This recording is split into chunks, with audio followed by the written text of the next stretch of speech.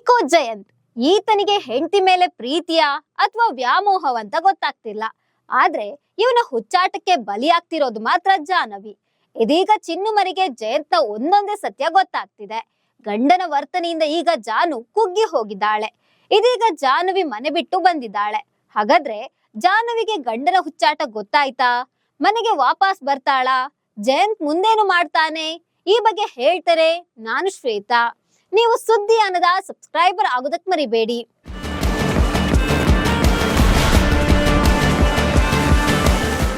ಲಕ್ಷ್ಮೀ ನಿವಾಸ ಸೀರಿಯಲ್ ಸದ್ಯ ರೋಚಕ ತಿರುವು ಪಡ್ಕೊಂಡಿದೆ.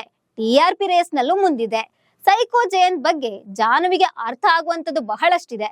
ಆದ್ರೆ ಆಕೆ ತನ್ನ ಗಂಡ ಏನೇ ಮಾಡಿದ್ರು ತನ್ನ ಒಳ್ಳೇದಿಕ್ಕೆ ಮಾಡ್ತಾನೆ, ಪ್ರೀತಿಯಿಂದ ಮಾಡ್ತಾನೆ ಅಂತ ಅನ್ಕೊಂಡಿದ್ದಾಳೆ. ಇದೇ ಆಕೆಗೆ ಮುಳುವಾಗಿದೆ.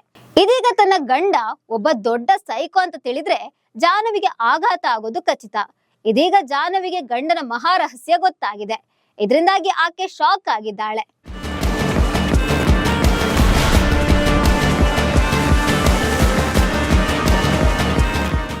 ಅಜ್ಜಿ ಇದ್ದ ರೂಮ್ ನಲ್ಲಿ ಜಾಹ್ನವಿಗೆ ರೂಮ್ ಫ್ರೆಶರ್ ನಲ್ಲಿ ಕ್ಯಾಮ್ರಾ ಇರೋದು ಗೊತ್ತಾಗಿತ್ತು.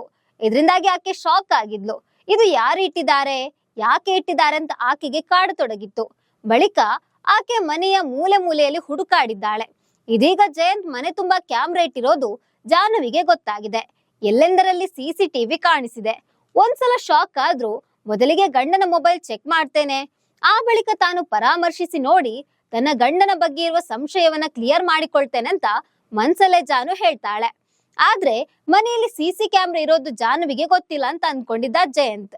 ಆದ್ರೀಗ ಜಾಹ್ನವಿಗೆ ಈ ವಿಚಾರ ಗೊತ್ತಾಗಿರೋದು ಜಯಂತ್ ಅರಿವಿಗೆ ಬಂದಿದೆ.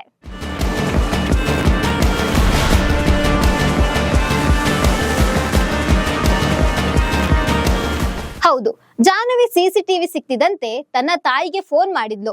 ಎಲ್ಲಾ ವಿಚಾರನ ಅಮ್ಮನಿಗೆ ಹೇಳ್ತೇನೆ ಅಂತ ಹೊರಟಿದ್ಲು. ಆದ್ರೆ ಅದು ಆಗ್ಲಿಲ್ಲ.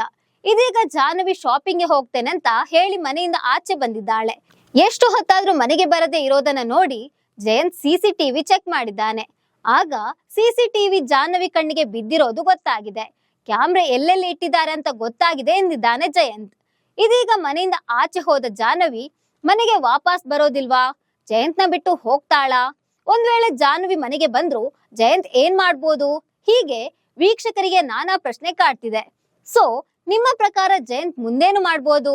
ಜಾಹ್ನವಿಗೆ ಮತ್ತೆ ಟಾರ್ಚರ್ ಕೊಡ್ತಾನಾ, ಅಥವಾ ಜಾಹ್ನವಿ ಜಯಂತ್ಗೆ ಪಾಠ ಕಲಿಸ್ತಾಳ ಅಂತ ಕಾದು ನೋಡ್ಬೇಕು. ನಮಸ್ಕಾರ.